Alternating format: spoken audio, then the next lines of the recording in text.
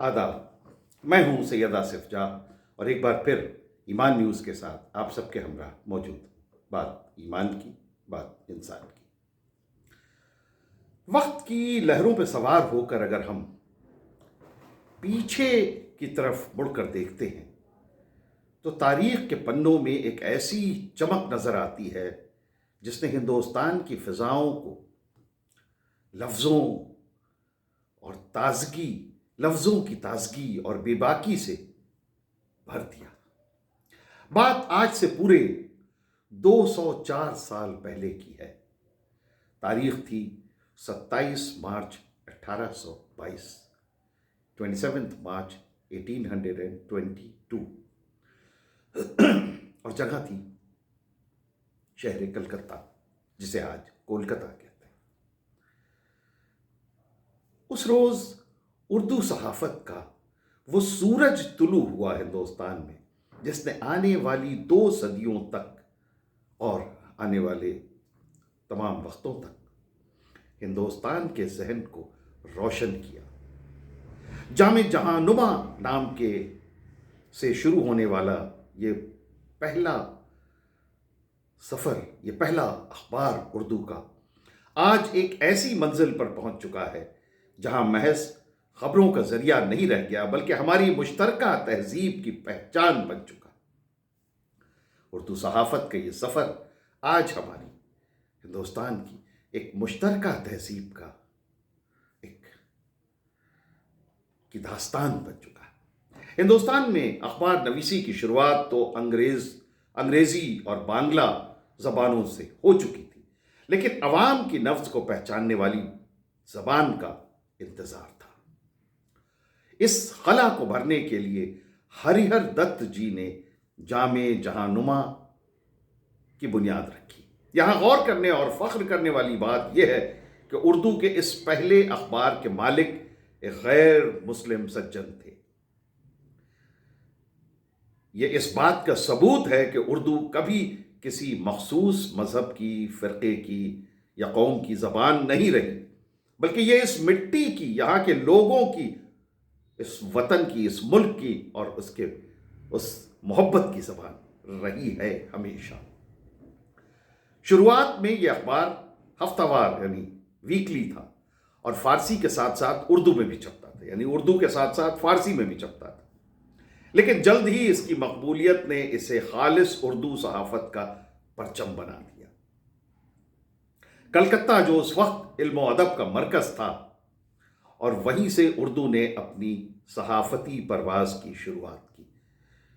बांग्ला के बाद उर्दू ही वो दूसरी हिंदुस्तानी ज़बान थी जिसने अखबार की दुनिया में अपने कदम इतनी मजबूती से जमाए।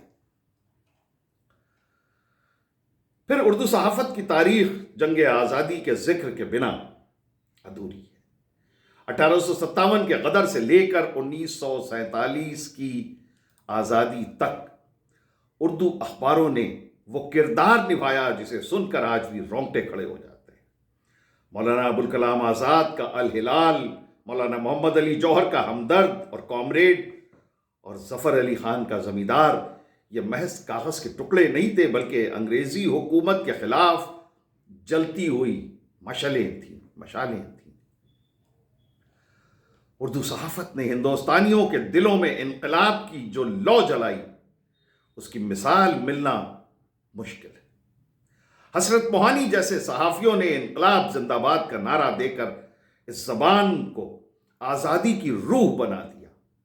उस दौर में उर्दू अखबारों का काम सिर्फ खबरें पहुंचाना नहीं था, बल्कि सोई हुई कौम को जगाना और उन्हें जुल्म के खिलाफ मुत्तहदा करना और खड़े होने का हौसला देना, यह था उर्दू सहाफत का अहम फरीज़ा।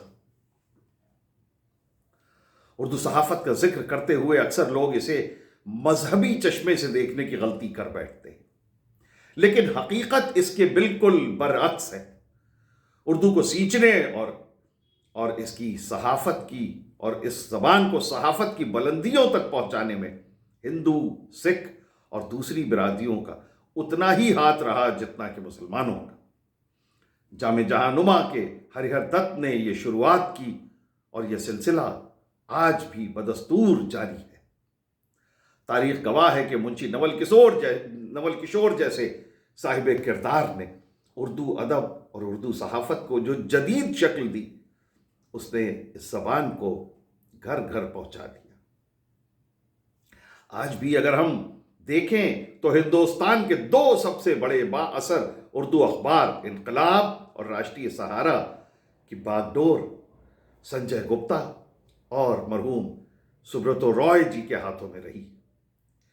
یہ اس بات کی تصدیق ہے کہ اردو ایک زبان نہیں بلکہ ایک جذبہ ہے جو دلوں کو جوڑنے کا کام کرتا ہے۔ اسی کڑی میں آج کے دور کا ایک اور اہم نام ہے ریختہ۔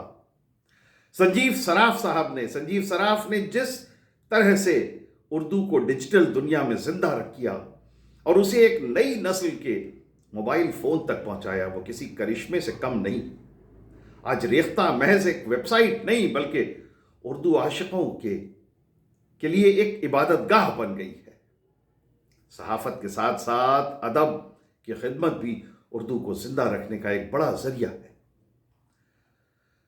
نبے کی دہائی کے آخر تک ہندوستان کے اردو اخبارات اپنی تعداد اور پھیلاؤ کے لحاظ سے ہندی اور انگریزی کے بعد تیسرے نمبر پر آتے تھے۔ پھر وقت بدلا اور ٹی وی نیوز چینلوں کی بھیڑ میں چھپے ہوئے لفظوں کی رفتار پر بریک لگ گیا۔ آج جب ہم 2026 میں کھڑے ہیں تو نظارہ کچھ بدلا ہوا سا ہے۔ ٹیلی ویژن اور سوشل میڈیا کے آنے سے ہر زبان کے اخباروں کی سرکولیشن پر اثر پڑا اور اردو بھی اس سے اچھوتی نہیں رہ سکی۔ اردو کے جو ٹی وی چینل آج چل رہے ہیں ان کے مالکان بھی اکثر اردو زبان والے سماج سے نہیں آتے، اور یہ پھر ایک بار اس بات کا ثبوت ہے کہ بازار کے لحاظ سے بھی اردو ایک مضبوط اور پر اثر زبان ہے۔ حالانکہ پرنٹ میڈیا کے سامنے مالی مشکلیں اور ٹیکنیکل ڈیفیکلٹیز ضرور ہیں، لیکن اردو کی روح آج بھی تر و تازہ ہے۔ آج اردو صحافت صرف کاغذ کی سیاہی تک محدود نہیں ہے، بلکہ اب فیس بک، ٹویٹر، ایکس جس کو آپ کہتے ہیں، انسٹاگرام اور یوٹیوب کے ذریعے بھی اپنا راستہ بنا رہی ہے۔ انقلاب اور سہارا جیسے بڑے اداروں کے ساتھ اب چھوٹے شہروں سے نکلنے والے پورٹلز بھی بے باکی سے اپنی بات عوام کے سامنے رکھ رہے ہیں۔ ہندوستانی منظرنامے میں اردو کی اہمیت اس لیے بھی اہم ہے کیونکہ یہ زبان آج بھی عام آدمی کی آواز ہے، چاہے وہ مشاعروں کی رپورٹنگ ہو یا کسی سیاسی اتھل پتھل کا تذکرہ۔ اردو کا انداز بیان آج بھی لوگوں کو اپنی طرف کھینچتا ہے۔ یہ زبان کسی سرحد کو نہیں مانتی اور نہ ہی کسی مذہب میں قید ہوتی ہے۔ یہ اس کاسموپولیٹن ہندوستان کی نمائندگی کرتی ہے جہاں گنگا جمنی تہذیب کی خوشبو رچی بسی ہے۔ اردو اخباروں کی ایک بڑی خوبی ان کی زبان کی نفاست اور تہذیب رہی ہے۔ جہاں دوسری زبانوں میں کئی بار لفظوں کی تلخی اور روکھاپن آ جاتا ہے، اردو وہاں بھی ایک ٹھہراؤ اور ادب کے ساتھ اپنی بات کہتی ہے۔ جناب، صاحب، گزارش، توجہ جیسے الفاظ نے صحافت کو ایک اونچا معیار، ایک ہائی سٹینڈرڈ دیا ہے۔ ایک عاشق اردو کے نظریے سے اگر دیکھیں تو اردو صحافت کا مطلب ہے اپنی جڑوں سے جڑے رہنا، اپنی مٹی سے جڑے رہنا۔ یہ وہ زبان ہے جس نے ہمیں ساجھی شہادت اور سانجھی وراثت کا پاٹھ پڑھایا۔ جب ایک ہندو اردو میں لکھتا ہے یا ایک مسلمان اردو کے ذریعے ہندوستانی روایتوں کو پیش کرتا ہے تو وہی اصل ہندوستان کی تصویر ہوتی ہے۔ آج 204 برس بعد اردو صحافت کا یہ سفر ہمیں ایک سبق دیتا ہے کہ زبانیں حکمرانوں سے نہیں بلکہ محبت اور ضرورت سے زندہ رہتی ہیں، سماج انہیں زندہ رکھتا ہے۔ دنیا صحافت کے اتار چڑھاؤ دنیا نے دیکھے ہیں، مفلسی دیکھی ہے، آزمائش کے دور سے گزری، لیکن یہ اردو صحافت کبھی جھکی نہیں۔ بھلے ہی آج ٹیکنیک کا زمانہ ہے، لیکن لفظوں کی طاقت کبھی کم نہیں ہوتی۔ ضرورت اس بات کی ہے کہ ہم اردو کو محض جذبات کی زبان سمجھ کر اسے روزگار اور جدید علم की ज़बान भी बनाएं। नई नस्ल को हम इस विरासत से हमें जोड़ना होगा और इसके लिए डिजिटल प्लेटफॉर्म्स का भरपूर इस्तेमाल करना होगा।